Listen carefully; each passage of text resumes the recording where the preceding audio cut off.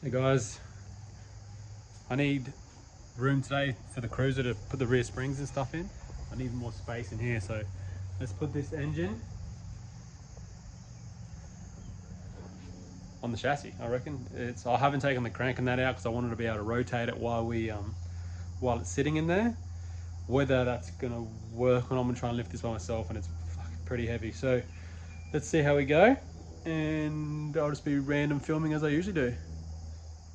Yes, if you're a young kid learning to do this yourself, don't copy me. I basically have limited time, and all of us now have young kids and stuff like that, and we're all busy all the time. So what I'm going to do is I'm going to tip this motor onto this tyre, and I'm going to manhandle it around. I've got no shoes on.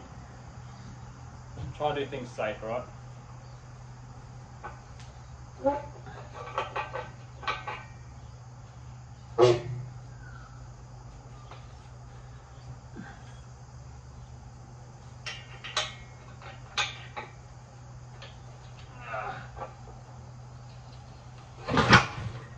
Balls. Oh man, I don't reckon I'm gonna be able to lift this, eh?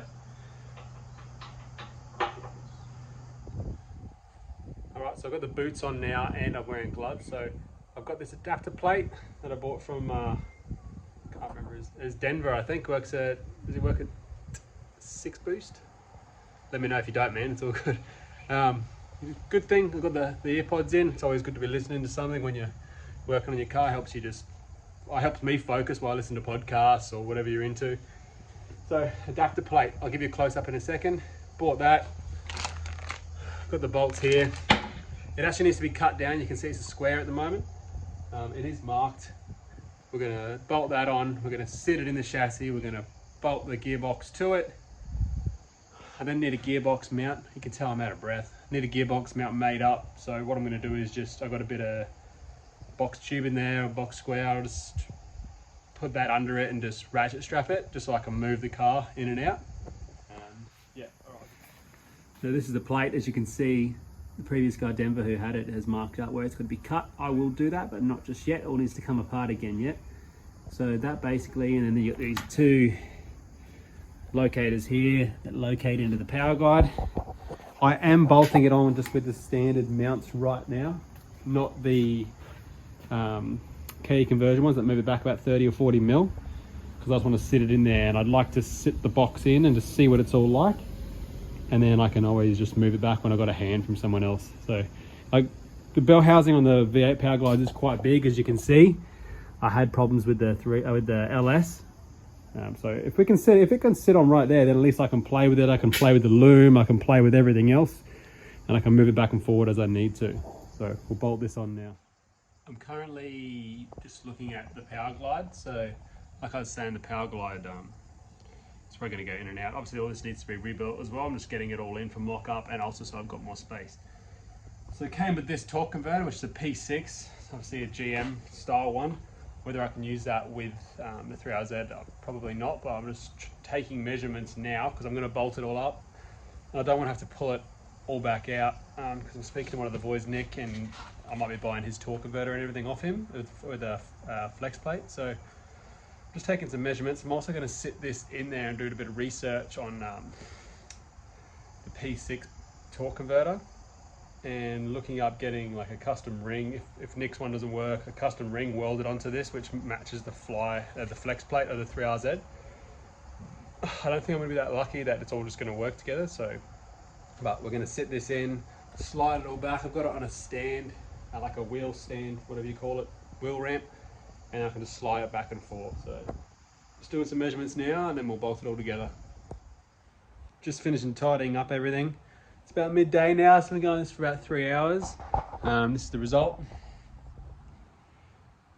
So got the Powerglide temporarily bolted up, a couple of bolts in there. You can see they're loose, just so I can still measure everything from underneath. We've got the head back on. There's no head bolts or anything in there, just a few bolts in the timing cover housing that are holding it on. So I think I might be in luck with the mounts. They do move the motor back about 50 mil. So obviously I was just lining this up to measure it. And it looks like I got 50 mil back here. So we might be good on using those mounts. I have to go back on what I said earlier, because that'll just give me more room at the front. It'll also push the weight back a little bit, depending on where you want the weight. Who knows? You want to keep the weight in the front so she's not standing, but also with the wheel, with the ute, you know, she's gonna be pretty light in the back. So I prefer the room at the front. So from here on, and the motor's probably gonna stay like that for a little bit. I'm gonna probably start chucking some wiring in and stuff like that. I'm gonna cut this rust out. Oh, there's the RC intake manifold. You know, obviously standard, it's here, cut, shut, weld in the front. It's great just to get started. We're gonna push it. I'm gonna run it and see how much horsepower it can actually do, and then we'll move from there. Because like I said, we're gonna move slowly forward on this. We'll jump straight into hopefully like the 400s. Whoa, shit's falling over everywhere. And then into the 6, 7s and 8s and who knows. But currently got the Powerglide just held with a ratchet strap. Not a ratchet strap, a lifting strap. Whoa! Into there. Just I can still move it back and that, so I'm unsure on this mount here. Don't know if I get rid of it and chuck a new one in, or I just add that additional one. Drive shafts are going to be expensive because it's always expensive lengthening them. But yeah, so that's where we're at right now. Engine sitting in, gearbox is sitting in. Basically now I can like almost continue building this whole car now, really. It is easy for me to get the cab off the back if I need to once it comes time, but I'll probably, like I said, get into the wiring now. I've got a lot of the like lighting and stuff like that, fuse box and all the lights down there. Take that dash off. We've got to put body mounts in. I want to do a cage, but the cage is obviously gonna have to wait until I get the cab back off and sandblasted, but I know how I am, and probably get to the point where I'll just be like, oh, stuff it, don't worry about it. No one goes underneath it anyway. So the next episode will probably be like into wiring, like a preliminary wiring, like just getting it started, because I'm not too sure what way we're going to go. Like I was going to go the Nexus and all that crap, but now I'm just thinking about doing an Elite 750. So probably the next purchase will be a manifold and probably just a manifold. I might get a cheap eBay turbo or get a turbo off someone that I can sit, and just so I know how everything's going to sit. And yeah, I'll probably leave the motor and that for a little bit yet, because you know, you're going to spend 5 to 10 or more there. I'll just wait until I get a payout from the jobber mat to do that. I'm sure the missus will love that. All right, so thanks for keeping up to date. Make sure you like and subscribe. We'll keep pushing with this 3RZ build, and hopefully by Christmas we're going to be done. Righto, thank you.